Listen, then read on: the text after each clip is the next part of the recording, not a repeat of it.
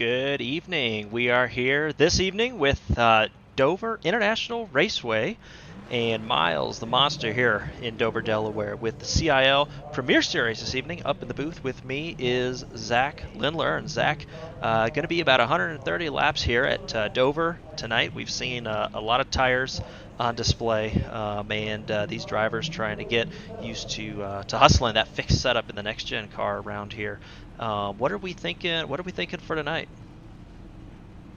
Oh, I'm thinking strategy-wise, as you look at your weather there on the screen, it's a little chilly up here in Dover tonight for our race. So these drivers are going to have to navigate a little bit colder track. We saw last night in the Prospect Series race that tires were a major issue for a lot of drivers. They were having to do some different pit strategies, some that worked, some that didn't. But I think the key strategy tonight, if we stay green from start to finish, is going to be a two-stop strategy. So if you can split the race into thirds and come down pit road, pick up some fresh tires that should put, if I can do my math correctly, 170 over 3, about 50 laps and change on a set of tires and fuel. I think you can make that work. But I think pit strategy and staying out of the wall tonight is going to be the key to success. I think so. These drivers, never too much to waste time here. Straight to the grid right now as these drivers are getting ready to go out and take that green flag. And so on pit road, gridding up, you'll see your pole sitter. Your pole sitter is going to be Edwin Onofre. Really fast time with a 22.758 there from North Texas. Number 2 going to roll off Jared Kaler, a familiar name, followed by his pal from FIU, Esteban Munoz. Coming in fourth, haven't seen in a while, Robbie Vrabel Jr., but we know he's fast in that 100 machine from St. Clair College. And then Matthew Nordberg and NC State, the Wolfpack, going to round out the top 5. Andrew Williams from Clemson University and St. Clair College's Athena LeClaire, followed by Jeremy Millerin from the University of Purdue. Ninth place going to be Zach DeWale from St. Clair College again, and his teammate Daniel Hunter rolling off 10th place. Nick Doctor from Clemson University going to bring up 11th. 12th, Alexander Gagnon from Robert Morris University. Rounding out 13th, Ricky Paz from Valparaiso University, and a really strong program, continuing to build that unit out there in Indiana. Brad Daniels from Robert Morris University, and Tyler Stone, again, from St. Clair College, up our friends a little bit north of the border, finishing up that top 15. 16th place is going to be Robert Morris University again, and Tristan Yoder able to take home that position in qualifying. St. Clair College's Victor Roldan, again, 17th position. 18th position, Alexander Hogarth, and 19th position, UTK Esports, Ethan Head. And that is going to be, Zach, your 19-car field this evening. We talked about tires, we talked about a variety of options that these drivers are going to have. And so, for the first 10 laps or so, do you have a strategy? Well, I think you need to. It all depends on how many cautions we get over the course of this race. Dover is a very, very tricky racetrack. They call it the Monster Mile because it chews up cars left and right. This concrete surface is very slick. The high banking drops off very quickly coming out of the corners, so it's very easy to get into those walls into turns 2 and 4. So it's a lot of racing the track more than you're racing the people around you, because it's like the old adage goes: in order to finish first, you must first finish. So we saw that be the case last night. A couple of drivers got involved in some incidents, but actually our winner, Muhammad Alif from last night from Ball State University, was able to keep going and secure that win despite being involved in an incident. But hitting that wall once, twice, 3 times over, or even more, can really damage your car. So we're about to roll off to do our pace laps right now before the green flag. But I think the key to success tonight is going to be tire management, keeping your car in one piece, as well as staying away from the people around you and dodging the incidents. I think that will certainly be it. We know that this track can be really tricky to try and conquer, get used to. It is something for sure that's hard. It's a concrete track. The walls at the corner exit really tend to jump out. No discrimination between turn 2 and turn 4 there. It's tricky no matter what you do. And so I think that's going to be a theme of this one for sure, as these drivers have talked about. If it's not in the beginning, it certainly can be towards the end. And you can see lights out on the pace car. A little bit over a mile, so just one pace lap here as, again, Edwin Onofre and Bright Green, University of North Texas machine, will bring this whole field up to the front. And it's going to be pretty fun. Zach, bring us to the green flag as we go racing at Dover. Field stacked up 2 by 2, a smaller field tonight. Thanksgiving break, a lot of our drivers are gone, but these drivers that are out here are going to be racing. There you see the 99 gets off to a great start. We have a green flag here at Dover. Down into turn 1, those cars jiving for position, and you can see 2 by 2, and it's really hard, especially if you're on the bottom there. You're not going to get that run off the corner, and you can see coming up under that Ally Bridge, it's going to be an advantage for that 100 machine. We talked about Robbie Vrabel Jr., and that St. Clair machine is going to be a car that we're going to want to watch pretty much most of the night here. You can see Andrew Williams trying to make a move right now as he goes down into turn 2, getting around the outside of Matt Nordberg, but Nordberg trying to play along on the inside just a little bit there. Yeah, you saw Nordberg got just a little loose right there coming out of the corner, had to check up a little bit. That allowed the 23 of Williams to get by, and now Nordberg is stuck in a battle with the 61 of Athena Leclerc right now. He's got an absolute rear view mirror full of her car. Still 2 by 2 between a St. Clair car and a Purdue car. That's Zach DeWale and Jeremy Miller. Jeremy Miller is currently second place in our alumni championship standings. I believe he is only 3 points behind our leader, Matthew Nordberg, who is, I believe, a couple positions ahead of him. So those two are racing for the title right now, but still very close on our student side as well. With Zachary DeWale only 8 points behind Jared Taylor, our leader in the 6th race of the season, the penultimate race. So still a lot out there on the line for these drivers in this race. It's going to be very tough, very long. We heard our winner last night, Muhammad Alif, talk about the mentality and how tough this race was. Just kind of getting around this track, it's very, very brutal. You got to throw the car into the corners. You got to make sure that it's under control when you come out on the straightaway. But it looks like most of our field towards the front is separated out single file, so we're going to do some eye pacing, as they call it here, for the next few laps until these drivers get their tires nice and warmed up and ready to make some runs. Yeah, no eye pacing just yet, as this appears to be the stage of the show where drivers are able to go through and maybe decide it's a little bit early to start driving across the fence. But you can see a little bit of apron there from that Purdue machine, but nothing a little spec map can't fix. And again there, an opportunity for Zach DeWale. Is he going to try and look low going into turn 1? A little bit of bumper, but the 169 says I'm going to close the gap, and that is all she wrote there. So to be continued down into turn 3, Zach.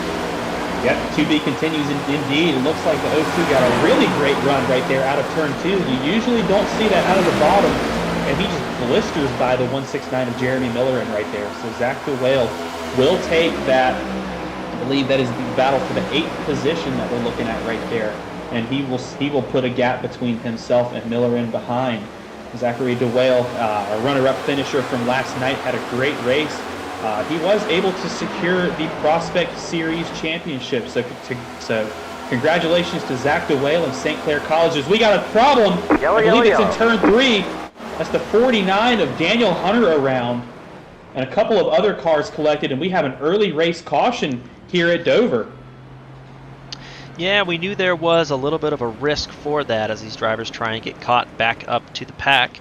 Pace car will be deployed, and we'll see if any of these drivers come down pit road. But yeah, it was a pretty tough kind of scenario there, Zach, as we go through. It looks like yeah, down into the corner, maybe a car blinking. It looks like the crash was underway at that point, but that's the 71 of Alexander Gagnon involved with the 49. If I'm not mistaken, I believe those are teammates. No, yeah, so Gagnon is from Robert Morris University. Yep, 71 car from Robert Morris University, and that's that distinctive blue and red game fuel. But just contact there, and then, yeah, 49 nowhere to go. That's Ricky Paz, that 19 machine involved. But that's going to be a tough one for these guys. Not how they want to restart their race, but probably get to use that fast repair. Probably have to use that fast repair. And you can see that 49 car on pit road. He's going to get that machine spick and span again. I saw the 521 of Bradley Daniels involved. I think I saw the 20 of Alexander Hogarth involved there as well. He got a piece of that inside wall coming off the corner, trying to dodge the chaos up at the top of the track. So a pretty decently sized incident here in these opening laps. But you're right. These drivers do have what's called a fast repair. If you're unfamiliar with that, basically what that means is if you're involved in an incident to some degree like that, and your car is damaged to where you can't drive it anymore, or you don't like how it drives, or you're shown the black and orange meatball flag where you have to come down and get repairs to your car before you can go back out again, you can come down pit road and click that fast repair button, and it will give you a brand new car to go back out on track with. So by all means, none of those drivers are out of the race yet. No, not at all. And as we can see, bunching up here towards the front, did note Jared Kaler dropping back to P4. And so a little bit of switch there. Right now the running order, Onofre, Munoz, Rabel, and Kaler, though it'll show that there, but Kaler would be scored in 4th position. So a little bit of change for these drivers as we come. This may be the one to go, and it looks like it will be. These drivers start to get set double file, ready to go racing again. But I'll tell you what, just 10 laps under our belt, 10 green laps under our belt, Zach. But I was kind of pleasantly surprised that the drivers kind of out were able to get single file and make something of it, rather than sometimes that's not the case. But maybe cooler heads prevail in this one. Yeah, now that if you're in this race, you're thinking we got a nice little green flag stint in. I know how my car handles with these track conditions. I know what to expect out of some of these people around me that are racing. So it's a nice reset button to get back in there. You know what to expect. You know how your car is going to react to certain things. And a lot of these drivers are going to have some confidence, some more confidence in their cars going into this second leg of the race here after this restart. But I feel like we haven't talked about Robbie Vrabel Jr. as much. He is the current Alumni Series champion, as denoted by the 100 car. He is currently inside the reigning Student Series champion, Jared Kaler, and our points leader in the 1 car to the outside. So 2 behemoths are about to go at it with each other, as well as Edwin Onofre able to hang on to that lead. He is the control car as we're stacked up 2 by 2 here for the restart. Onofre launches out of the restart zone. We are back to green at racing, and it looks like Drew Williams got a little shove from the back. He goes to the inside, hits the wall, but I think we're going to stay green here. So some chaos on the restart there, a little stack up. I don't think the 23 got the restart that he was looking for, and he paid the price for it. As the rest of the field gets away, we see the 99 of Onofre already losing the lead out to the 9 right there. Esteban Munoz will take the point to the lead as the 100 car of Vrabel gets around the 1 and will keep his 3rd place position. And now Jared Kaler under fire from Athena Leclerc. There you see on the bottom. But don't look now. Here comes our alumni points leader Matt Nordberg into the mix as well. We've got great battles here halfway down the field. Yeah, Athena Leclerc was on the march forward, and now playing a little bit of defense on that bottom side, and touches the apron there, up into Nordberg, and everybody clear, and around. That's going to be into her teammate, the 61, the 02. Will it be a caution? Not yet, because the cars have not triggered an iRacing caution, but this will most certainly be a caution. A good job of the drivers to avoid there. Kind of an awkwardly developing caution right there, but yeah, Zach, the replay forthcoming, but I think that's going to be pretty tough for anybody other than Athena there, just to shake her head, and probably would have liked to stay off the apron just a little bit. Yeah, we talked about the way this banking drops off and makes the cars very loose. We talked about the concrete surface and the walls, but we didn't talk about the apron at the top of the show. If you even so much as look at the apron through these corners, you're going to go for a very nice spin, as we saw the 61 of Athena Leclerc here right there. Just barely touched that apron, got sent up the track. It looks like she had it corrected once or twice, but then her teammate, the 02 of Zach DeWale, was collected in the mix right there. And I think we saw the 169 of Jeremy Miller involved.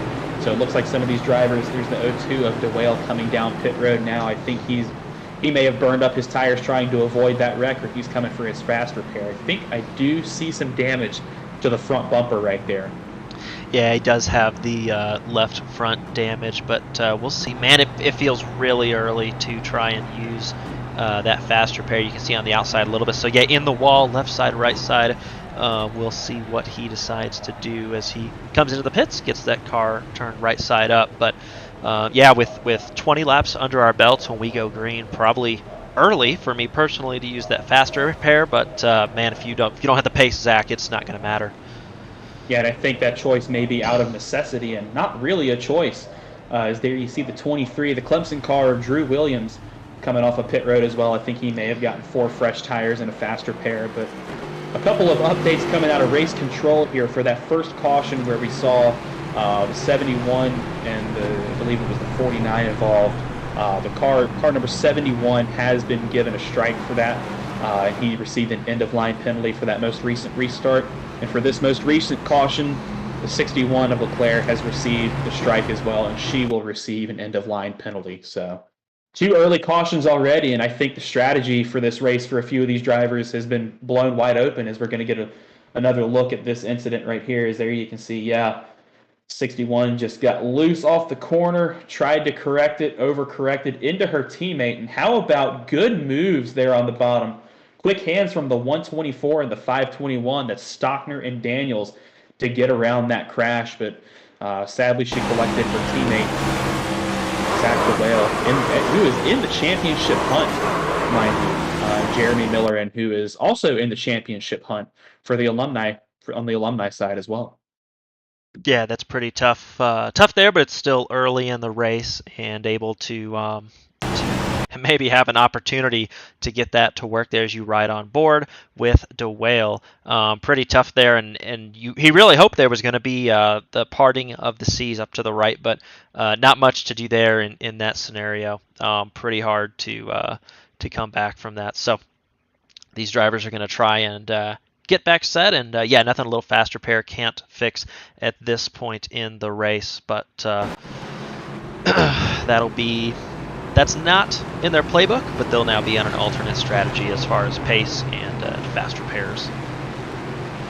But to restate your point that you made a couple minutes ago, this is still very early in this race, and knowing that if you're Leclerc or DeWale or even Williams or Gagnon, that you've already burned through your fast repair, that's almost psychological warfare on yourself. You've got to be extremely careful when approaching incidents, when racing around other drivers, because your next incident is going to be your last in this race.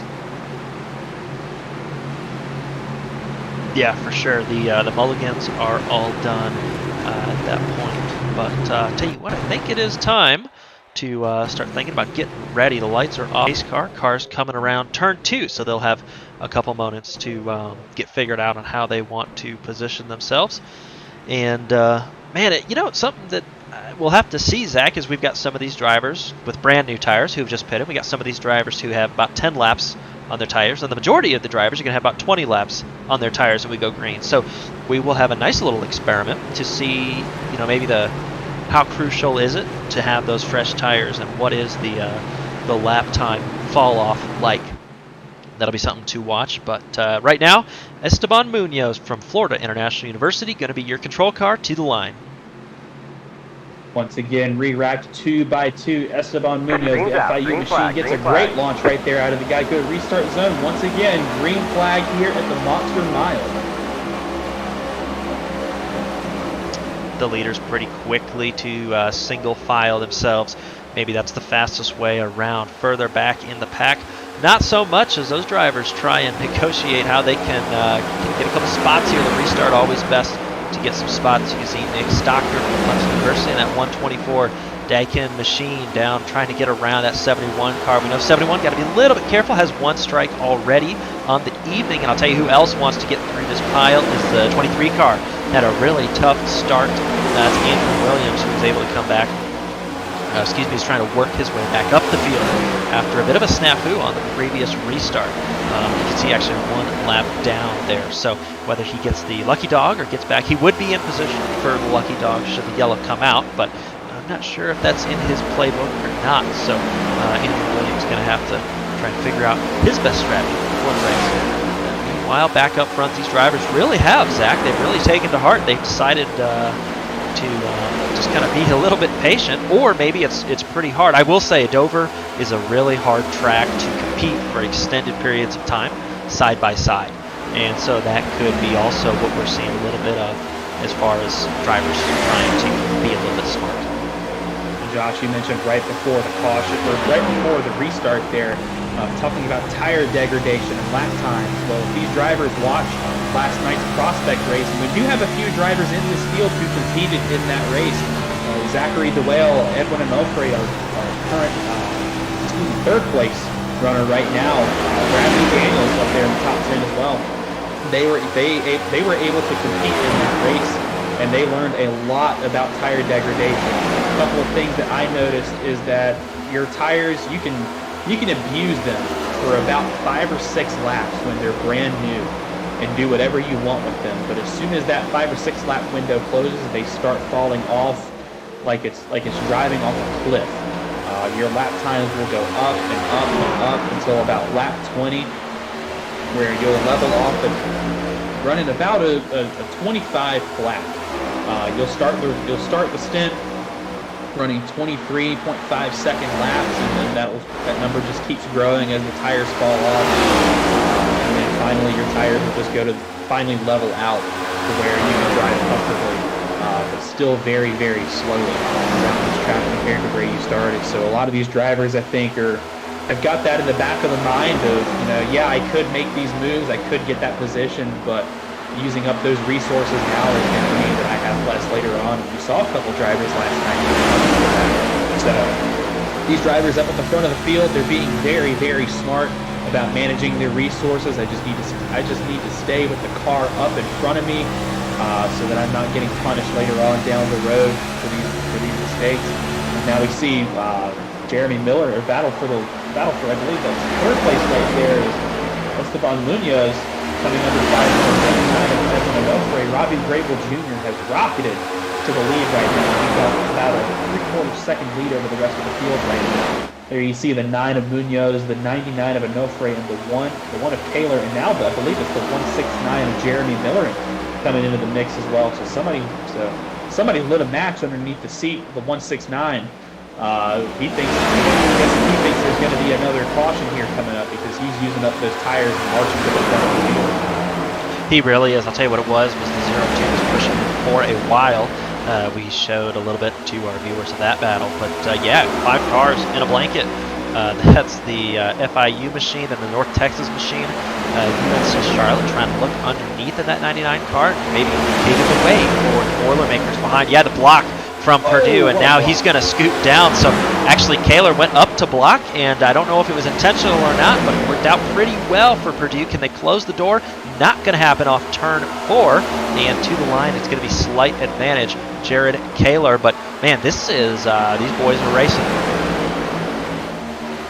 Absolutely, really great block right there, and I think it made the 169 throw a block on the 0-2, which I'm not sure Zach DeWale in the 0-2 is going to be very happy about that, but Kaler is dropping like a rock right now through this field. He is not having a very good race tonight. Either that or he's on super tire saver mode. We could see him have a resurgence here in the later stages of this stint. But there you see the Purdue car, Jeremy Miller, and going to work on the 99 of Edwin Onofre. Rockets around the outside of that mean green UNT machine.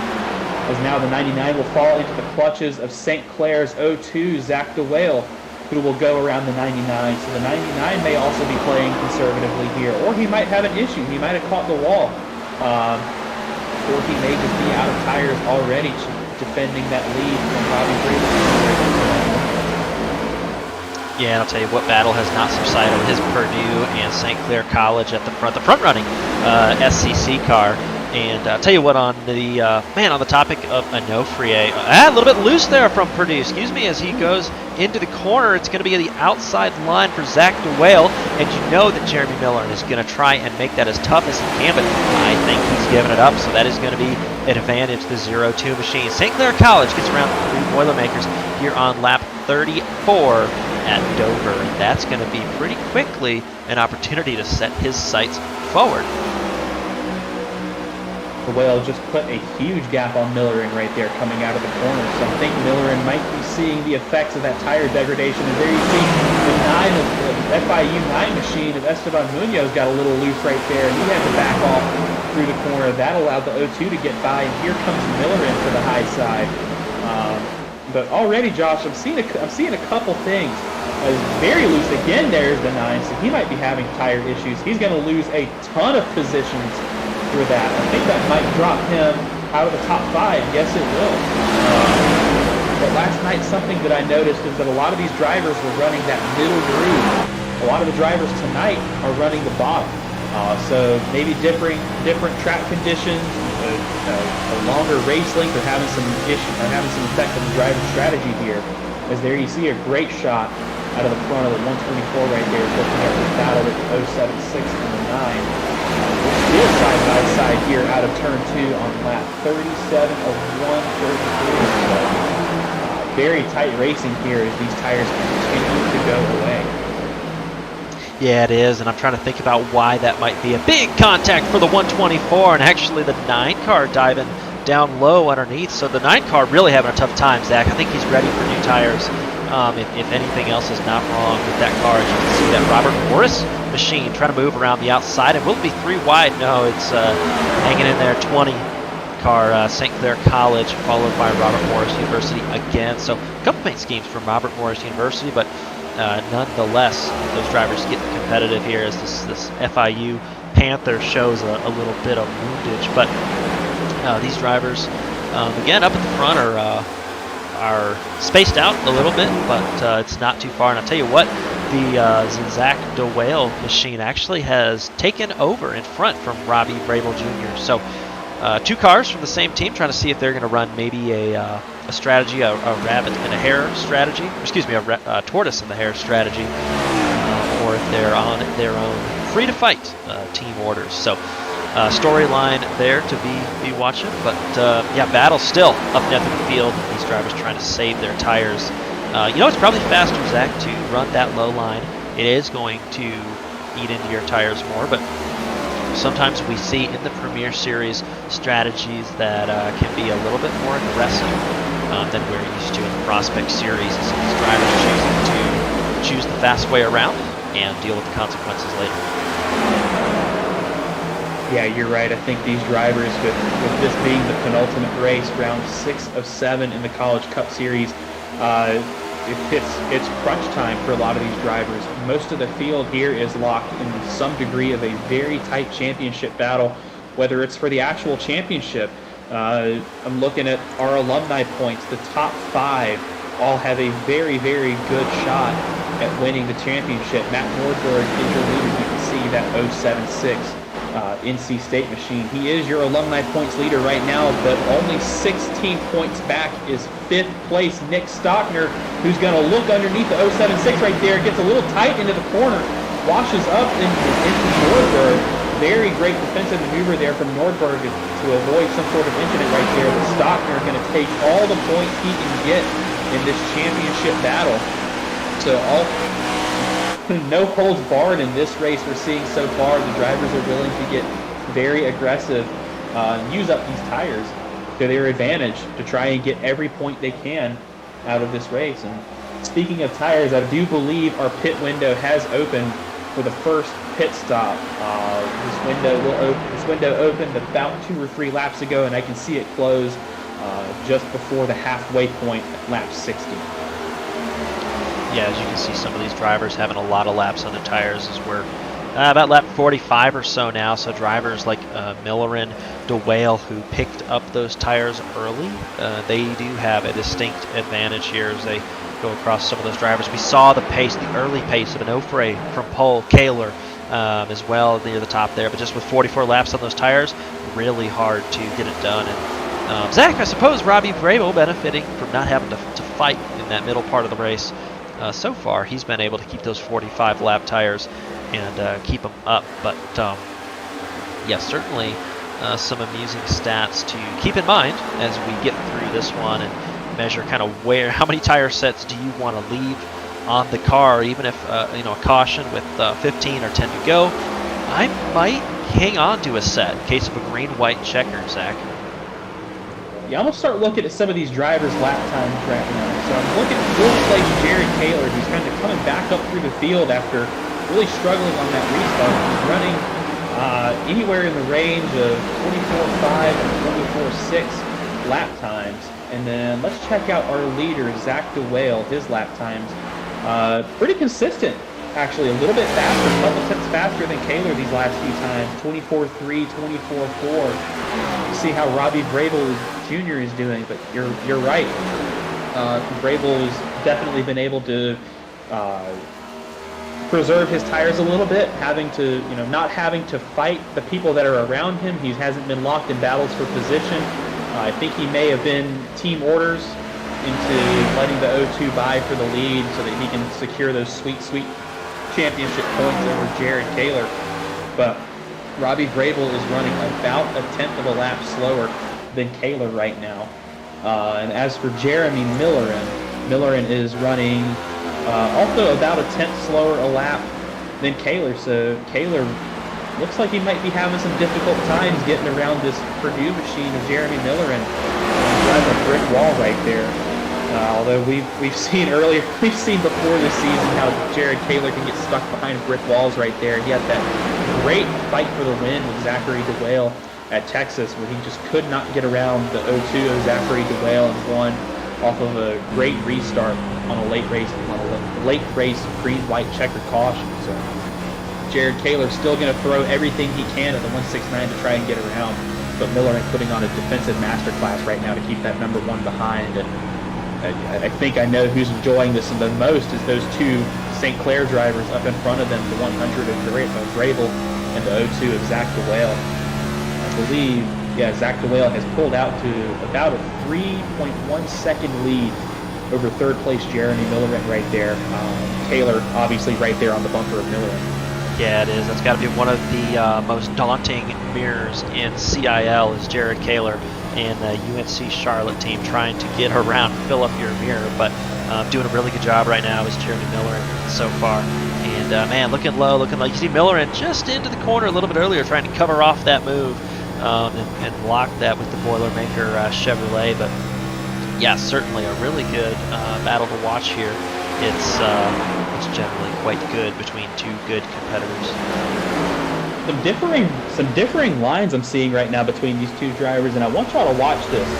The 169 of Millerin takes a very shallow approach into the corner.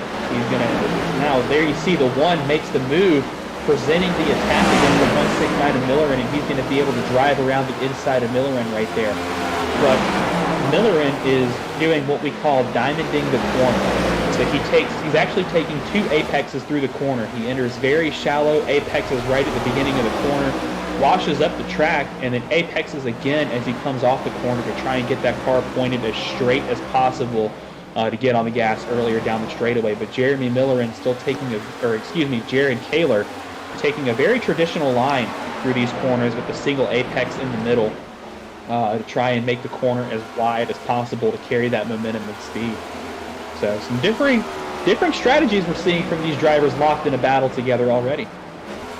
It is. I wonder if that diamond was out of necessity to try and block the entry to that corner. But Jared Kaylor, smart driver, he waited for that opportunity that you mentioned in the middle of the corner right here. Same thing Robert Morris is doing. A 71 machine knows that he can't get any closer to that rear quarter panel. He's already got a strike in his record this evening, and so the 20 car there of Daniel Hunter is going to hold off for just a minute. But yeah, pretty good battle, actually. A little bit of a St. Clair sandwich with a Robert Morris machine there in the middle in that 71 car. But I will tell you, as far as race stats are concerned, Andrew Williams is back and is trying to get around, unlap himself the hard way.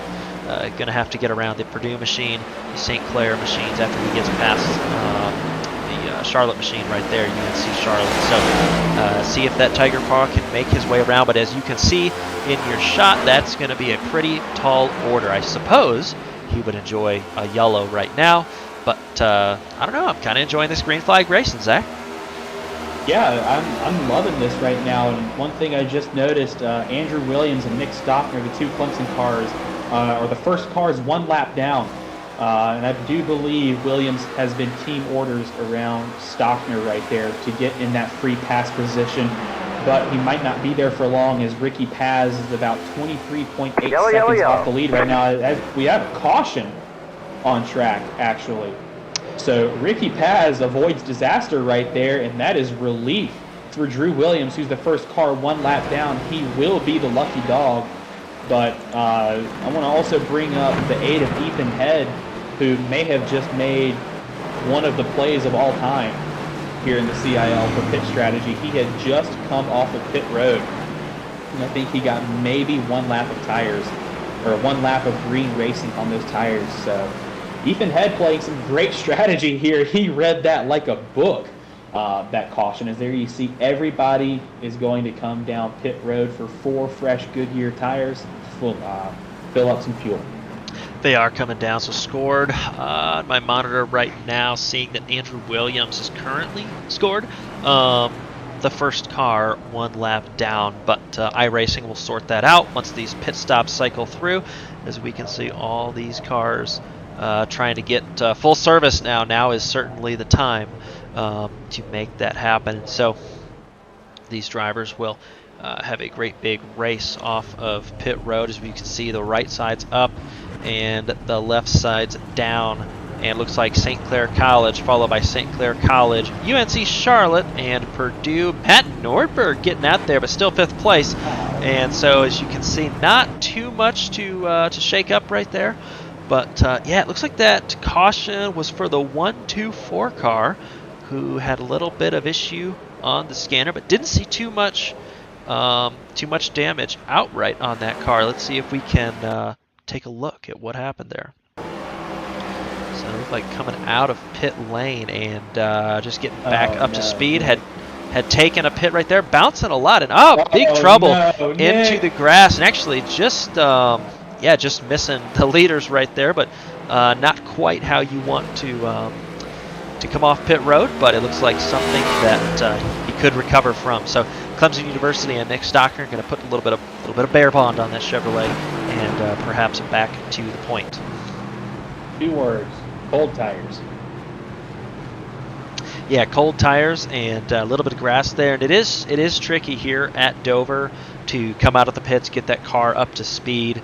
It's a dusty apron, and it's all concrete, so not too much help there. But I will say that I think right now Ethan Head has chosen not to pit. He will be waved around as the car comes through. You can see your leader, the 02 of Zach DeWale right there. So as you saw off pit road, it is St. Clair College. Actually, I spy one St. Clair College car, and then I actually see Kaler, Millerin, and Nordberg up on your scoring tower, which would indicate that it is currently not sure where that 100 machine has gone, but maybe pitted again, Robbie Brable Jr. Yeah, I'm not 100% sure either. There you see the 8 machine of Ethan Head out of University of Tennessee Knoxville. He is geared up to take the wave around to gain one of those laps back that he lost coming down to pit road, but he will also have fresh tires along with the rest of the field. I don't believe anybody stayed out, so we are going to rack them up in the order in which they came off of pit road. So Zachary DeWale is your leader, Jared Kaler to his outside. So all student front row, all alumni second row. So these are the 2 championship leaders in each of our 2 championships. You have your 2 student championship leaders up front, Jared Kaler to his inside, and the leader, the 02 of Zach DeWale, behind them. Your alumni championship leader, Matt Nordberg from NC State, up on the high side, and the Purdue machine of Jeremy Miller in second place, P4 in this race right now underneath him. And a lot of drivers behind them that want to play spoiler. They want to get in here and snag some of those points away. So very, very high tensions in this race right now as we come to this restart. We're approaching lap 64, so this is about the halfway point in this race. We got about 3 laps till halfway, I believe. So still absolutely everything out here on the line. pace car is off. Once again, re-rack the field 2 by 2. Zach DeWale, St. Clair College, your control car. He's going to get the jump in the Geico restart zone. We are back to green here at Dover. Back to green, and you can believe that those Purdue Boilermakers are looking at that gap on the inside. Would be big if he could do it. Looks like the job is done there. Kaler knows he needs to get down, get low, and block that North Carolina State Wolfpack machine. He'll do that down in there, and it looks like actually Esteban Munoz at FIU trying to make a move right there on the inside of the Wolfpack. Can it be done? A little bit of a squeeze outside of big trouble. Yeah, there wasn't going to be room right there. No yellow yet. Now there is certainly caution and continuing. Robert Morris involved, and the 20 St. Clair College involved. Daniel Hunter right there, and these drivers, I think everybody else get through. But yeah, that was it's so tough, Zach. No matter what state your tires are, though I'm not sure what state those tires were. And yeah, so tough to get out and be pushed up there, and there's just no room. It's pretty straightforward, but yeah, as you can see, this was already underway by the time that iRacing was able to throw the yellow, but going through was just super hard for those drivers to make sense of that. Look out of the front windshield of Esteban Munoz right here. You can see him to the inside, the 076 and Nordberg to the outside, and it looks like the 9 washed up into the 076. Just no room to go. Nordberg all the way up to the wall already. Great heads-up play from the mean green UNT machine of Edwin Onofre, and 33 of Tyler Stone to get around this incident. But unfortunate for Nordberg, our championship leader on the alumni side, and I think the 20 got tagged by the 9 when the 9 was coming back down the track. So I believe Alexander Hogarth involved in that. A couple of other drivers collected in that collateral as well, and I heard some frustrations voiced over the radio of why are we still wrecking after the wreck. So maybe some ARCA braking that race control is going to look at here for some of these drivers, but just an unfortunate incident right there. And I do believe, race control has confirmed that the 9 will receive a strike and an end-of-line penalty as the call of caution right there. So about a lap of green right there and a restart on these tires, and we're already back on here under caution. Yeah, and speaking of drivers on the radio, gonna hop on the radio now with Andrew Williams on your screen in the 23 machine. Andrew, do you have a copy? Yep, I got you. Andrew, I think maybe we'll congratulate you on getting back on the lead lap, at least according to our calculations. Tell us how you did it. The luckiest caution in the world. I thought once we all got single file again, I saved my tires for about 30 laps, hoping for a caution. And then the second I decided to start gunning it up the field, Stockner lost it off a pit road and gave me the caution I need to get back on the lead lap. Now I just got to climb up the field again. Drew, we saw what happened on that restart towards the beginning of the race that put you a couple laps down right there. Take us through that. What happened on that restart? Well, on the first restart, I had noticed the revs were really low. So I thought to restart in first gear, and that gave me a great jump on the first start of the green flag. Had a great jump. And then I thought to try and do it again, but I learned very quickly on the inside, first gear is not optimal. So was lucky not to get collected thanks to Ricky Paz not hitting me. Was able to keep rolling without damage, but yeah, certainly an unfortunate experiment. Well, experimentation and lessons learned right there, I guess. Yeah, keep playing.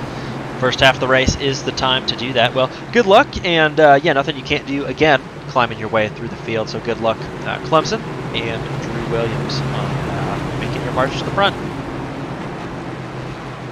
Thank you. That's Drew Williams, the driver of that 23 machine from Clemson University. And yeah, Zach, that's that's tough with these next-gen cars. The gears are a lot tighter together, a lot closer together as we get the one to go this time one to go green. And so it can be tricky. It used to be that you just kind of started in second gear. That was generally what you did. maybe first gear on certain tracks, but now with this situation, there's all sorts of opportunities to start differently, maybe roll into the throttle differently depending on where you are on the track, and how much grip the car has overall, just to name a few. But about half a lap to go till we're green again. It looks like your control car will be Zachary DeWale, and then Jeremy Miller going to be on the outside for those Boilermakers. That's going to be a combination that we've seen. And then not too far back, Edwin Onofre and Jared Kaler involved again. And so going to be exciting to watch these drivers operate here as we get not crunch time at all, but certainly past halfway, and now these drivers are starting to figure out how they want to set themselves up for the last 30 laps. Zach. Pace car is off once again. The field is re-racked. Zach DeWale, your control car. Jeremy Miller into his outside. DeWale's going to get a great jump right there out of the Geico restart zone. We are green flag racing here at the Monster Mile once again. We saw last restart where the outside lane didn't have a great restart. Jared Kaler lost a couple spots through that first corner, but was able to work his way back up into third. I think the outside line got a way better restart right there. Looking at these front four drivers, single file here who turns 3 and 4 for the first time since this restart. But looking on towards the middle of the pack, we've got some great two wide battles. I'm seeing Andrew Williams, the 23, work his way up underneath the 33 of Tyler Stone, who we haven't talked about much tonight. Very quietly working his way up through the field alongside Drew Williams right there. It's a great battle right here. This is for the 7th position on track. So both of these drivers still looking for very crucial, critical points as the 23 makes the pass on the 33 to secure that 7th position. The way it is, and so these drivers able to go through and get lined up. You can see another pass taking place right now. Robbie Brable Jr. talked about that Hunter machine, trying to make his way back underneath the Robert Morris University machine right there. Brad Daniels making a really good run right now, holding on to that top 5 spot, and making his home right around that cusp. But he's got a really tough job, I think, Zach, cut out with Robbie Brable Jr. and now that 23 machine, very motivated 23 machine, trying to get by on the bottom side. He might have a run off this corner, but it might be a losing battle. Yeah, decides just to save those tires. That's a tool that we'll use later. Two-car breakaway at the front of the pack between DeWale and Miller, and they've pulled off to about a 1-second lead over third place Jared Kaler, who's stuck in a battle with Edwin Onofre and Robbie Brable Jr. right now as we look out the onboard camera. Jeremy Miller, and looking out towards the front, you can see that 02 car about a quarter of a straightaway lead for Zach DeWale right now. But a gaggle of cars right here fighting for that last podium position. Up front, Jared Kaler, you see that green 99 UNT machine of Onofre locked in a battle right there with Robbie Brable Jr. and the St. Clair 100 underneath them. Drew Williams and the 23 into the mix right here. So Drew Williams in that Clemson machine has found some new life when he got back on the lead lap here. But this battle, side-by-side action, slows them all down. That's going to allow Bradley Daniels in the 5-21 for Robert Morris University to make his presence known. Don't look now, but I think I see Tyler Stone closing the gap to all these drivers as well. So we're single file right now, but as we've passed the halfway point, lap 77 of 133, I think we're gonna see this pack tighten up a little bit, and we're gonna see some great battles. Yeah, and you saw right there that it's pretty equalizing right now for these drivers who have been able to put their tires on about 15 laps ago and get rolling. So that's going to be pretty interesting to see how these lap times shake out and how these drivers move. Noticing, Zach, that all things equal, that 100 machine is flying. In fact, I tell you what, right now that 99 is ready to go, trying to get the inside of UNC Charlotte. Clemson University also trying to make a move to the outside, but nothing doing right now. He's got to wait his turn. In fact, Jared Kaler finally says, yeah, it's time to close this door. We gotta get going. So Edwin Onofre now has a pretty hard job. What will he be able to do as he gets in? And just really hard for Drew Williams on the inside. Clemson to keep that momentum.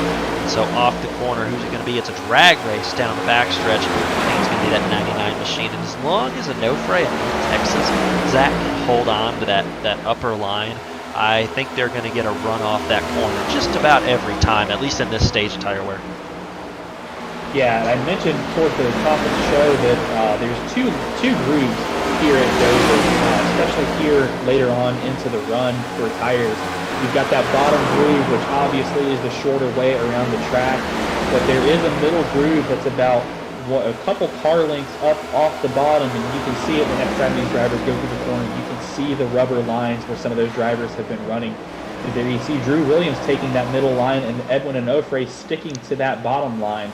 The bottom lane is the shorter way around the track, but the top line is faster, and it is significantly faster than the bottom line.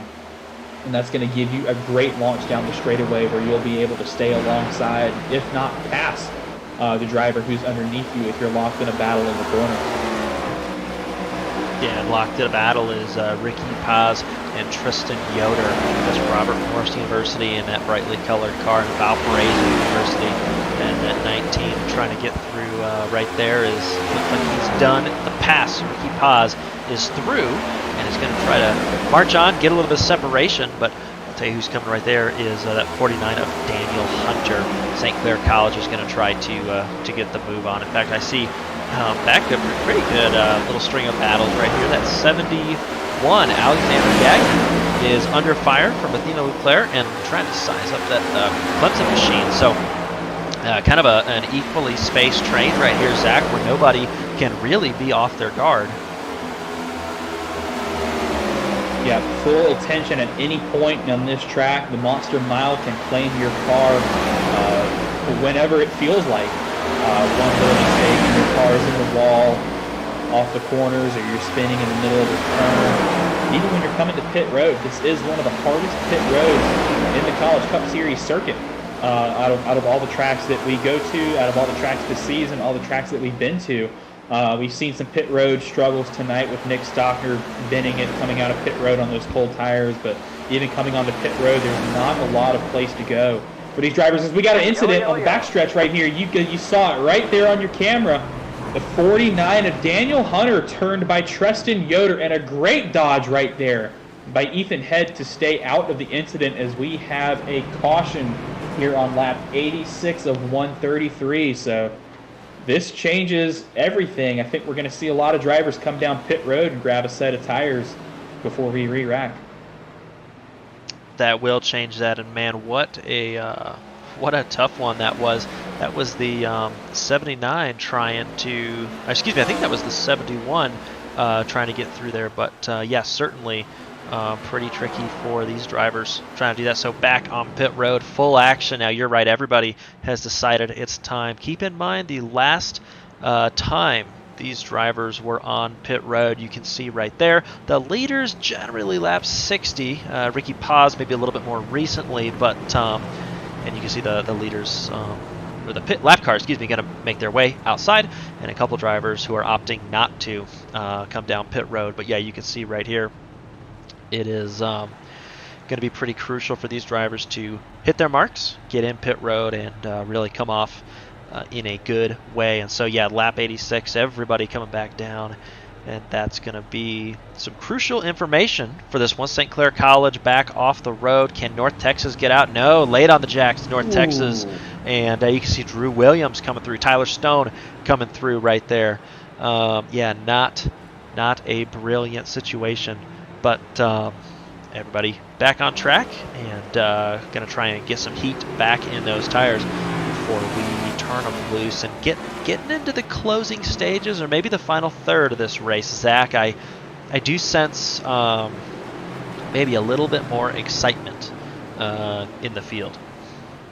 This by my notebook, if this caution had come out about 4 laps later here on lap 91, we would have been back on strategy for the original 2-stopper. As you see 2 more cars coming down pit road. That's the 16 of Victor Roldan from St. Clair College, the 9 of Esteban Munoz from Florida International. I believe both of them involved in incidents earlier on in the race. So I'm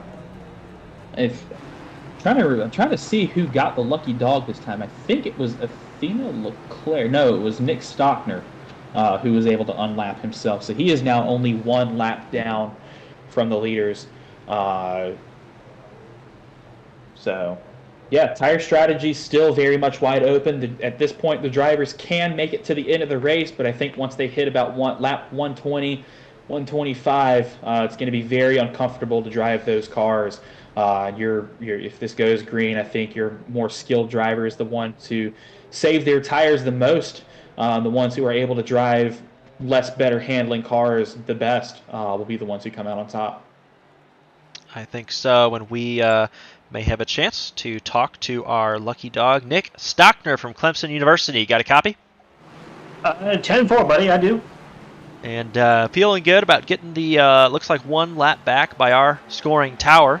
But getting into the end of the race here, maybe the final third, not quite the end, but up in the booth, feels like drivers are getting a little bit more excited. Is that the temperature out on track? I mean, sitting here in the back, 2 and now 1 lap down, I haven't really been seeing that as much. But I think, overall, a lot of drivers starting to show their tension. They're starting to show that, I have a general rule: if the lap counts triple digits, you got to go for it. So I mean, we're getting to that point now. It's getting to where it's fair to make a little bit of a riskier move, and I feel like it's going to be here in the field now. Well, we're hearing a little story of cautious optimism from Nick right now, from you right now. Going into this last stage, what do you think is your strategy from here on out? Are you balls to the wall sending it, or are you going to try and stay back, being the only car 1 lap down, and hope for another caution to try and get yourself back on the lead lap to challenge for the win here? We're going to pray to any kind of God, Jeff Gordon, the Lord, someone, that we get a caution, and then we're going to see what happens. Well, we do know that cautions breed cautions, and we are getting ready to end this one. So, Nick, I want to say good luck. Go drive out there. Thank you, boss. And Nick Stockner at Clemson University. Ever colorful, perhaps. Lots of personalities in the CIL, and Nick is one of them, but back underway. You can see the 0-2, who is out to a flying start right now. He is the control car and has completed that task. So now Jared Kaler, you can actually see under fire from Robbie Vrabel. And it looks like also the 23 under fire a little bit. Can Andrew Williams make it work? He's got his hands full of Robert Morris University and just got to leave a little bit of room. Really not far enough out to clear. Maybe right now. Yeah, so he'll be able to clear off the corner of this turn and set his sights ahead. But, man, so hard to be side by side. This track, Zach, I think has a nature where, if you're side by side, it'll make you single file. We saw that with a couple cautions tonight. Cars trying to get off the corner and didn't quite work out. So, you lose so much time off the corner when you do that. Yeah, this track has a nature of just being very hard to race at side by side. It's extremely hard to pass in these next-gen cars here at Dover, as we saw this year in the NASCAR Cup Series. And even as some of the drivers are displaying here tonight, you've got to wait for the guy in front of you to make a mistake or to take the non-preferred line through the corner to really stick your nose either underneath the driver in front or to their outside to make the move stick. But I think we're going to see some more aggression from these drivers, some more optimistic sends, as I call them, here in these final stages, and try something out. And as Nick said, pray to Jeff Gordon it sticks. Yeah, and I see that the 100 is trying to stick right to that rear bumper right now of the one car, Jared Kaler. He's got a mirror full, man, of that Robbie Vrabel machine. Maybe another machine you don't want to see in your mirror here in CIL, but that battle heating up, and you can see how quickly, how well the 100 gets into the corner right there and closes right up. And yeah, certainly a face full of car right there as they go down into the corner. Just giving away a little bit that 100 machine, and man, he is looking right there, trying to find his way around, and yeah, a little bit loose off the corner perhaps. Also back here, saw Andrew Williams and Edwin Onofre from University of North Texas trying to compete here and see who's got the most grip. And I will say it's going to become pretty quickly a competition for grip, Zach, as these tires get worn. But that battle's going to have to go the way of the 99. Not much fight from the 23 on that one. Yeah, we still have a long way to go in this race as we're on lap 97 of 133, to where the drivers are still going to have to be worried about the condition of their tires as this race progresses into the end game now, as we're closing in on triple-digit laps, which, as you heard Nick said, is go time for a lot of these drivers. So still trying to make those blocks, going to try and set up those moves, but still keeping in mind your tires. You need to have good tires to make moves at the end of this race, as we still have a ton of the field bunched up right here. There you can see your leader out in the distance. Zach DeWale has about a 0.8 of a second gap over Robbie Vrabel Jr., who leads over Jared Kaler by about 0.4, and then that is the train from Kaler all the way down to Bradley Daniels. That's about 5 or 6 positions right there up for grabs between that train. So I think these drivers are fine with pacing it around, just trying to keep the distance between them and the car ahead as small as possible until those last about 20, 25 laps, where they can really go for those moves and make it stick.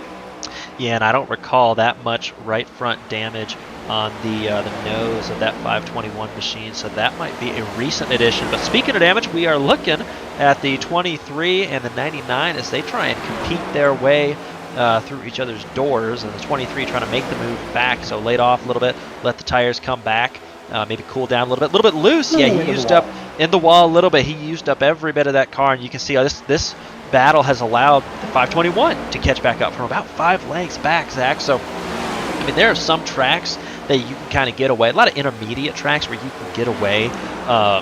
It's never the fastest way around, but battling for a couple laps, and Dover, not one of those tracks you can see. And now single file, boom, now we're back to our original gap with that 521 machine and Brad Daniels as he tries to get that car home. You can see right there that right front not looking too awesome right there. Maybe check the toe on that guy. But as we go down into kind of the final stages, we talked about triple digits. We're there, lap 102 of 133. Coming up on 31 to go, this time by lap 103 in this race. Zachary DeWale is your leader by about a half a second over Robbie Vrabel Jr. That lead has come down in about the last 6 or 7 laps or so. But the lead from Vrabel to Kaler in P3 has grown. It's about 0.7 of a second. So the front of the pack is starting to spread out a little bit, but I think we're going to see that change as these tires continue to be used up and evolve. As we see the 076 and Matt Nordberg coming down pit road right here. I think that might be an unscheduled pit stop. Well, I think that's the NC State Wolfpack. That's a strategy call right there if you like strategy. If it goes green all the way and everybody else has to pit, this will be a strategy. Further, he maybe anticipates a couple cautions coming out, one to get on sequence, one he could stay out, and then one to get back on sequence. And so that's something that he could do, although I will say, looks like Matthew Nordberg out, I actually see. So not sure what the scenario is right there. But while we gather that information, looking forward back to the front, we talked about that gap right there. Come down to a second. I'll tell you what other gap I'm looking at. Jared Kaler is starting to march down this row right here, and so see if he can get a hold of second place. Yep, Matt Nordberg has retired the car from the race. So unfortunate to see our championship points leader on the alumni side retire the car. He might have just had too much damage on it from some earlier incidents after using his fast repair very early on in the race. But if you're Jeremy Miller and in the 169 Purdue machine, that is incredible news for you when you're only 8 points behind in the championship. That means every point that you earn tonight is gonna taste even sweeter in that championship battle. It most certainly is. As we come along here, it's going to be getting down to the end. Just about 20 or so laps to go. And Matthew Nordberg saying that perhaps a strategy call or didn't feel like the race was there at that moment. So that's the NC State story. But staying in a lot of battles on track right now. As you can see, Edwin Onofre. This one's going to come down to the checkered flag. Zach, we're going to need a second monitor for this one. But these two drivers, Clemson and North Texas, really able to to compete closely for a number of laps, and they're going to try and see down to the end who can get the best. Unlike Formula One, it's probably okay to follow the car in front. These cars not super crazy on the downforce, and so it's possible to look there. And the 99 having a look, but maybe thought better of it. The 23 not opening the door, just using enough of that track to try and save those tires and see what he can do. Save those tires and save that position, perhaps. And again, Bradley Daniels enters the chat. 99 is going to look underneath the 23 right here going into the corner as we have another battle up ahead between Jeremy Miller. Excuse me, that wasn't a battle. That was Jeremy Miller and going around a lap car. Excuse me. I saw that wrong. But the 99 of Onofre has gotten around the 23 of Williams, so look for that mean green UNT machine to start making a hell march up to the front of the field right here as he's got lap traffic to navigate with the 8 of Ethan Head from University of Tennessee, Knoxville, as he's going to go to the high side and let the 99 by as he gets into the wall a little bit right there, so maybe a little too generous on the space for the 8. He's also going to let the 23 right there and that 23 by right there. And we are back to racing for the win here inside this top 6 route. Yeah, and another battle that's coming on track is Tristan Yoder and the 71 machine of Alexander Gagnon. These two Robert Morris cars are trying to see what they can do amongst each other, see if there's any team orders here for the 10th position. So that 09 is going to be in 10th place. Going to try and see if the 71 can snatch it away. You can be sure that started a little bit rough for Gagnon, but again, Robert Morris University has been climbing up through the group, and no doubt would love to see some solid racing action here.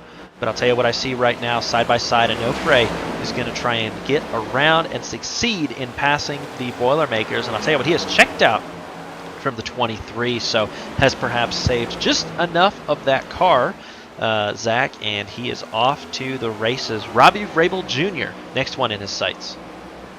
I told you, drivers who save their tires are going to be the ones who have the last lap here in this last stint, as we're now on lap 115 of 133, so just about around 18 laps to go here in the Monster Mile 170. Edwin Onofre has clearly done enough tire saving where he's able to dust a couple cars and is on his charge to race down that 100 machine of Robbie Vrabel Jr. to get around him, and then he'll be able to challenge Jared Kaler and Zachary DeWale for the win. He's only 2 seconds back from them right now. And I'm going to check his lap times here in just a second. Looking at the 99 machine, his last lap time. He's running in the 24 twos and the 24 threes. Looking at the leader, Zach DeWale, whose last lap time was a 24.631. So he's 0.2 faster. He only needs about 10 laps to catch up to the leader right here. So this is very doable for the 99 right here. As you can see, I'm looking to the outside of the 100. Here's a battle we've got going on right now for the 3rd position overall. Gets a great run out of turn 4 right there. Going to look underneath the 100 here into turn 1. The 100 washes up the track a little bit. Might have overdriven the corner, but going to leave the space for the 99 to come underneath him. He's going to get a great launch down the back straightaway. The 100 is able to keep the position, but not for long. They are still side by side here through turns 3 and 4. This is going to be a great battle, as now this side-by-side action has slowed both of them down. Here comes the 169 of Jeremy Millerin, who's going to storm into the picture right now. The 99 can't quite get clear of the 100. I think he's going to clear himself out of the corner right here. Yes, he will. The 99 has control of the 3rd position, but not for long. The 100 is right on his bumper, but don't look now. Here comes Jeremy Millerin with a great run out of turn 4. He's all over the back bumper of the 100. We've got 15 laps to go here in this race. Man, I don't know what the play was. Robbie Vrabel Jr. Probably did a great job of holding up that 99 just long enough this race can end. That's his hope, because you're right, that 99 can catch. And big contact right there, 169 and the 100, and using all 8 tires, that Purdue Boilermaker. Man, we've seen him do it before. Like we said, lots of personalities here in the CIL. You got to know your pals if you're going to race so close. And that was to say that, yeah, St. Clair College probably holding up that 99, because that 99 now is on a march forward, and he's going to try and see if he can reach the front. But I will say that the 169 really helped out Onofre right there when you saw that Purdue machine, because once he was past, Robbie Vrabel Jr. really had his hands full of the Purdue machine. But that's also to say that I was watching some of those last laps that you can see on the right side of the scoring tower in the corner of your screen, and man, when they were battling, it was they were 4 and 5 tenths of a second, nearly half a second down. So lower right of your screen, you can see everybody on equivalent tires right now. But yeah, now Edwin Onofre back now that he's got the ability to march forward. You can see that 10th of a second, but with 10 laps to go, he's going to need a lot faster gap than that if he is to reach and close that 2-second gap that you see there to Jared Kaler. But speaking of gaps that are closing just a little bit, I don't want to get too excited, Zach, but I do see that Jared Kaler is making his way towards the 0-2, so it is certainly one thing to pass a driver once you reach their back bumper, but we'll see here. And we'll also see if Athena Leclerc, while a lap down, I wonder if she has some team orders to play into this mix. And so this is going to be a spicy one to watch. Don't want to forget that Tyler Stone and Brad Daniels, St. Clair College and Robert Morris University, are still battling for the 8th position, and Tristan Yoder has retained that 10th position, as you can see on your screen. That gap may be a little bit more spread out, about 2 seconds or so. As you can see, Tristan Yoder actually moving his way up through the field just a little bit.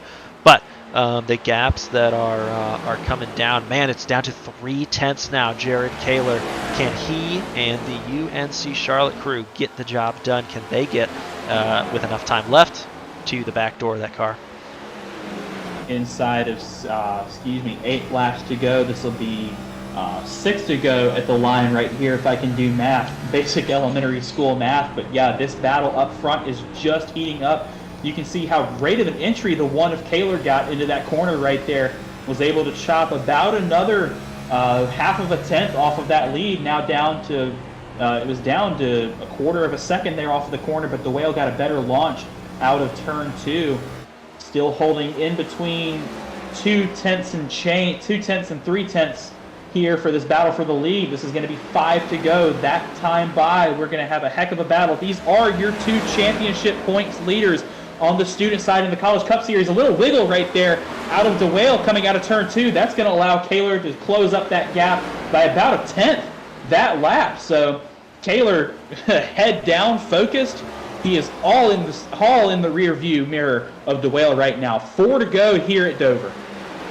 Yeah, and Kaler certainly has arrived. You can see their lap times almost identical up on top of the screen, but every lap a few hundredths to the UNC Charlotte machine, and we'll see what he can do. I will say this is not an intermediate track where you can kind of send it in sideways. I don't know if he'll use contact. There could be some contact as those drivers come through. I do think he got loose. I don't think it was a very big push, if contact at all, but now has position on the outside. Can Jared Kaler make that car work for him? He's going to try and get the outside, and UNC Charlotte to the point with only 3 laps to go, and Zach DeWale now has about the same amount of time to sit back and reset, and he's got to go on the attack mode straight away. As you can see, that's the University of Tennessee with new tires trying to get by. But yeah, you can see that the one car not going to drive away from the 0-2. Zach DeWale is going to put everything he can right here to take this one home.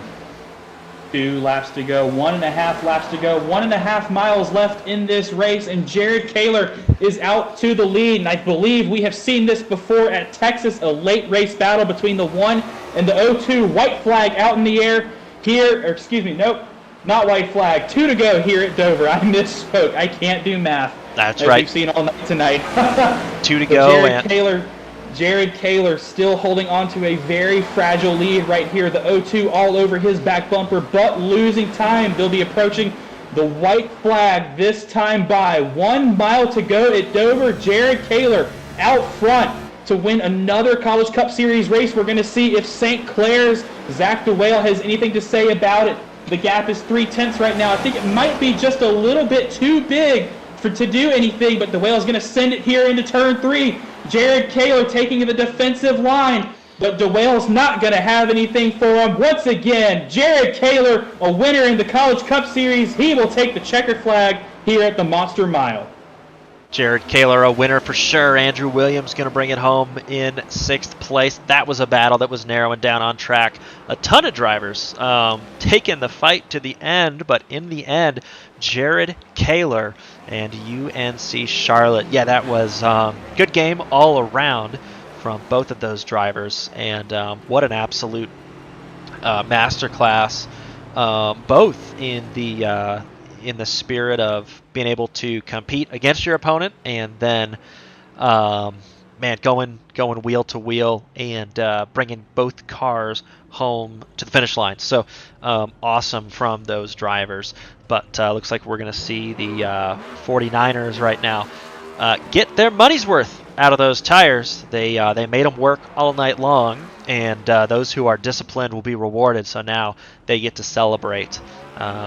Dover, a little bit of a narrow track for donuts, but can certainly adjust. So, yeah, Zach, that was a phenomenal one. That was a really great battle right there at the end, and Jared Kaler will strengthen his grip on this college Cup Series trophy as he wins the penultimate race, the Monster Mile 170.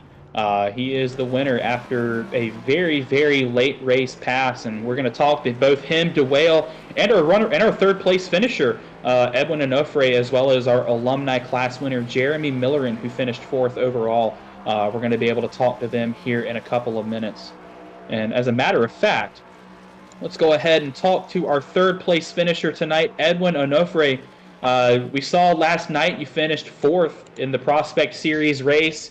Maybe a little sour taste for you, but tonight, redemption as you bring it home 3rd in the Premier Series. Congratulations. What's going through your mind right now? I feel, let me see, is it working? All right, good. Yeah, there we go. Yeah. I feel like this was proper redemption from last night because I kind of got screwed last night. But this was a great learning experience, and overall, I enjoyed the pace I was able to set myself last night. It was not second, it was not first, but I will take pole. Normally, I hate to be called just like the person who could do great laps but not be able to set up a great pace during the race. This was a testament to what I have been able to do during the last few CIL races, and I'm glad I've been able to get podium out of the Premier Series. Yeah, tonight was an awesome performance, Edwin. Congratulations on such a run for yourself and University of North Texas. And man, going in qualifying, I mean, certainly we expect the pace always from North Texas in qualifying itself. But congrats on the pole. And did you do anything different, or did you practice something specifically to get the maximum grip from the tires in that qualifying lap? Funny story, I messed up on the end of lap 1, so that compromised my lap 2 lap. So that's where I was like, all right, just take it easy. You know that you've been practicing that. You notice that the temperatures are a little bit colder, so that means there's more grip around the track. You just got to take it easy. So what I noticed from Daniel Hunter's lap time during practice is that he takes that high line. Obviously, it's better if you want to take the high line, but he also stayed in 5th gear and stayed at the bottom as best as he can, but he also had the car very loose so that way he could get the slip angle during the corner and out of the corner. So once my 3rd lap was there, I just literally drove like normal, and I was really surprised that I happened to get pole. Considering that my practice lap time was around the same margin, I was really surprised that it was the pole speed. I thought there was going to be other drivers, other competitors that were going to be doing it a lot faster. But I'm very surprised to get pole. My qualifying mindset would just go in, and I just got shocked at the result. But I'm happy for it. It helped me with the pit stops for this race, which let me gain a position during the last pit stop. So I'm proud of that.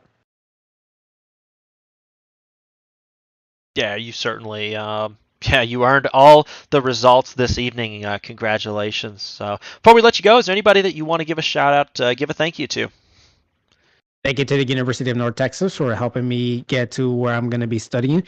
Thank you to my family, who I'm about to be spending the Thanksgiving. So no iRacing this week, unfortunately. As much as I want to gain my iRating on an oval and road, I'd like to say I'd like to end this day with a happy note on this race. I'd also like to take all my friends all my followers on Twitch. Even though I'm not streaming this race, I will say that this is one of my performances that I get to brag about. Even though it's not a win, it's still something notable that I like to think of for the upcoming races, and hopefully finish out well in the rest of the season. And last but not least, shout out to you guys for hosting this stream. Thank you so much. Thank you, Edwin. And yeah, I think that any podium in a CIL event is well earned and something to bring home to Thanksgiving dinner. So, again, congratulations. Enjoy your evening and your upcoming holiday if you're from the United States. Sure thing. Thank you, you too. Have a happy holiday, and hopefully you stuff off on that turkey and other things. And that was the University of North Texas's Edwin Nofre. And yeah, Zach, I mean, always with the pace, especially at intermediate tracks. But really aware, had a really good racecraft all race, and did not take any super big risks. But coming in now in second position, and the other side of the podium from St. Clair College, Zach DeWale. And that 0-2 machine was fast all night and led a good chunk. Zach, perhaps a heartbreaker, this one, but walk us through kind of the race and what was in your head and what was your strategy with about 20 to go. Well, I mean, from the start, I knew we were quick because we were really fast in practice, and we just had to keep it clean. We got collected in a wreck pretty early, so after that, I started driving pissed off, and was able to just make some spots back. That last 20 laps, I was just kind of fingers crossed that I'd saved my tires enough, and I guess I didn't. Kaler just caught me and just went right by, so not a whole lot I could do there. Well, Zach, congratulations on yet another podium finish here in the College Cup Series. It seems like we're talking to you almost every week. You and Kaler are locked in the championship battle moving into our final round. Kaler was able to pad his lead a little bit with the win here at Dover. How does that affect your mentality going into this last race as you're a rookie driver chasing down the College Cup Series championship? It is a bit of pressure because obviously I want to win it. That's all I can do is I can just go out and do my best and try and win at Michigan, and hope he has a rough day because I think I need him to have a rough finish at Michigan. But he's a good guy, and I want to win it the right way. So we'll just try and be faster next week, 2 weeks from now. Well, congratulations again on an incredible performance here. You led 91 laps tonight and came home with another podium finish here. So congratulations. Before we send you off, is there anyone you'd like to give a shout out to? Yeah, the usuals, Emily, Riley, Jordan, Emily's dad, everyone on the team for helping out. It was a good race. I'm happy with how we performed. Congratulations again, man. Have a great rest of your week, and we'll catch you soon. For sure. Thank you. That was your second place finisher tonight, Zachary DeWale. Now, before we talk to our overall winner or student winner, Jared Kaler, let's talk to Jeremy Miller. And he may have finished fourth tonight, but he is the alumni class winner. Jeremy, congratulations on another alumni win. I believe this will put you above Matt Nordberg in the championship points for the Alumni College Cup Series championship going into the last race. How does that feel right now? It feels pretty good. Coming on those that was my goal coming in here, is just finish the best of all the alumni, hopefully score top 5, some solid points. I'm glad it worked out that way.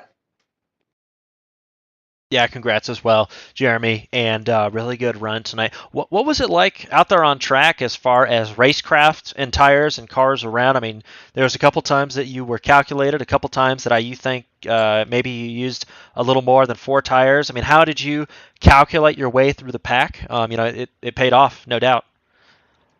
I guess I just said, early on, I'm not going to push this harder than it needs to be pushed right now. I'm not going to stress getting positions that I don't need to right now. I know keys to the fourth at the end on the overall alumni win. When I saw Robbie in front of me, but I saw Edwin behind me, I said, I don't really have the tires to fall off, Edwin. just gonna let him go by, let him get Robbie to use up his tires, and eventually let that spot come to me. Yeah, you most certainly did, and I think that we were taking notes up here in the booth as well. But before you run off, is there anybody else that you want to give a shout out, give a thank you before we send you on your way? Yeah, I want to thank my dad and stepbrother for watching tonight. Little nephew, if he's watching up this late night, watching too. And yeah, thank you to Andrew too, even though he's not here tonight. But for doing this, being there week in and week out. Yeah, well, that is awesome. Congrats again on a solid run this evening, and enjoy the Thanksgiving. Alrighty, you guys too. Thank you very much. Yeah, Purdue University. Increasingly, Zach putting on a really strong show. But I'll tell you what, the man of the hour is UNC Charlotte's Jared Kaler, and questions we have. And up in the booth, Jared, congratulations on first position. And man, I guess congratulations on saving those tires. But walk us through that race. There was a lot of green flag runs. Yeah, I know. I felt really strong on the long runs. I'm not using my rig right now, so I was kind of getting used to something different the whole race. So I didn't feel like I had a good shot to win tonight or even do well, just because it was using Fanatec equipment, and that's not what I'm used to.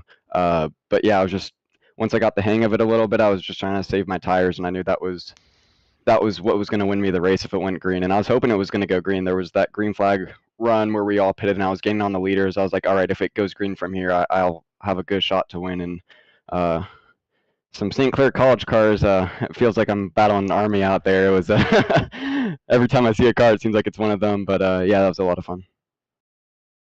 Jared, congratulations on another win here in the College Cup Series. If I've done my math correctly, you will have a 13-point lead over Zach DeWale going into the championship race at Michigan. What's your mentality going into this final race as you look to secure yet another College Cup Series championship? Just finished ahead of the championship contenders. I think even with that cushion, maybe not being quite as aggressive. And I mean, I don't think I've even had a race where I needed to use a drop race yet. So worst case scenario, I think I have the drop race still in my back pocket if everything goes right down the drain. But I think just not necessarily maybe not racing everyone else, just trying to race the championship contenders and finishing within a buffer within them to try and win the championship. Congratulations on another win. And one more question before we send you off. You mentioned that Fanatec was not your usual wheel. I have to ask, what is the wheel of choice for Jared Kaler? I've been on a Thrustmaster TMX Pro with just like the basic Thrustmaster pedals. But this rig was a lot of fun and it was really nice. So I don't know, maybe it's a upgrade coming in the future. Well, you heard it here, folks. Thrustmaster is the choice of championships. We do accept sponsorships. Congrats again, Jared Kaler. Before we let you go, is there anybody that you'd like to shout out tonight? I'd like to shout out you guys for putting it on and Niner Esports for everything they do, and then of course Jake for letting me use the rig tonight. That was a lot of fun. Congrats again, man. Happy Thanksgiving. Hope you take the rest of the week off nice and easy, and we'll see you back here in 2 weeks. Thank you guys. Happy Thanksgiving to you guys and everyone watching. Of course, the Jake that he referenced there is Jake Drew, who is the Arkham Menard Series West champion. He and Kaler are apparently very good friends. Kaler didn't have access to his rig, so Jake let him borrow his tonight. So I can't imagine using somebody else's equipment. It's still putting on a great performance like that. So it just goes to show you how incredible of a driver Jared is to pull that off. So a lot of great drivers out there, some great action on track going into our last race of the season. Josh, what do you think were the biggest takeaways from tonight? Well, I mean, tonight we saw kind of it felt like maybe a season recap of what we've seen, right? We've seen both DeWale from St. Clair College, and we've seen Niner Esports with UNC Charlotte up front with Jared Kaler, and before actually you had mentioned like at Texas. It was as if the 0-2 had run down and passed the one car, and the roles were reversed tonight. And overall, it seemed like, yeah, that's that's what we've had this season. It's been a pretty good show for the fans and people involved. That these drivers are putting out kind of the best competition, and it's wheel to wheel. It's really close. It's cool that we can do this in the vehicle of iRacing. No pun intended. And I think that we are going to look forward to our race in 2 weeks' time. That you heard that it's going to be close. It's going to be really exciting. There's going to be a lot at stake. There's going to be a lot of strategy involved to see who can cross the line first. And so I'm really looking forward to that future. And it was a really fun race to watch. And I guess I'll also call out Zach. A lot of battling, for in the top 5, the top 10. Up and down the scoring pylon. Yeah, for a track that really doesn't produce a lot of side-to-side battles and good passing opportunities, we had a lot of great battles here. And like you said, especially in the top 5 in those closing laps of the race. So it's a testament to how skilled these drivers are and how great of a show they could put on for us despite having these tough conditions out there. But yeah, I'm even more excited now going into this last race of the season here in Michigan. But before we get there, how about let's take a look at our final results, Josh? Yeah, the final results really, pretty close for this one as we come up. As you can see, it was Jared Kaler from UNC Charlotte taking this thing home in the final laps with a pass, about 3 to go for the win. And then you can see that runner-up place, car number 2, who was Zach DeWale from St. Clair College. Edwin Onofre, North Texas, and the University of Purdue that we talked to, Jeremy Miller. And St. Clair College comes home 5th via Robbie Vrabel Jr. And then we saw making his way through the field twice tonight, ending up 6th, Clemson University's Andrew Williams. St. Clair College bringing home 7th and 8th through Daniel Hunter and Tyler Stone. And then Robert Morris, that battle we touched on with Tristan Yoder and Alexander Gagnon.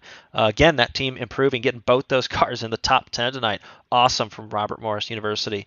Valpo and Ricky Paz taking that 11th place. Victor Roldan from St. Clair College. And then Nick Stockner from Clemson University as well in that 13th position. St. Clair College coming home 14th with Athena Leclerc, and FIU Esteban Munoz in 15th position for Panther Esports. Ethan Head coming home for Tennessee in that position, and then Brad Daniels for Robert Morris University right there. And then, Brad Daniels in 17th position. Followed by Matthew Nordberg in 18th, and Alexander Hogarth of St. Clair Community College in that 19th position. And so, Zach, with that, those were my thoughts. I'm looking forward to the championship for the CIL Premier in 2 weeks' time, and I'm super looking forward to it.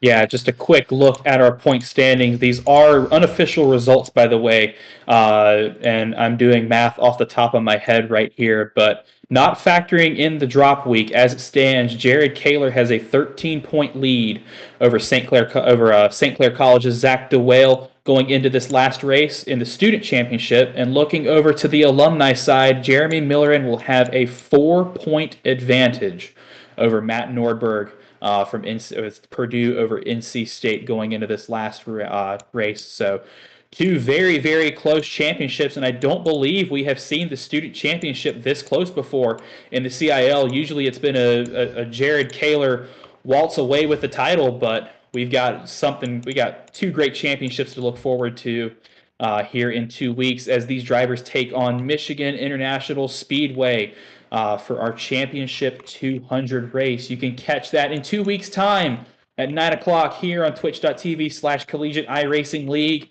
But next week, we will settle our championships on the roadside. Formula C and the GT3 Challenge will both take to the Red Bull Ring at 9 o'clock Eastern. That's Monday night for Formula C, Tuesday night for the GT3 Challenge. We'll settle 3 different championships for each of those series there on the Twitch channel and on YouTube. So You don't want to miss the end of the seasons here.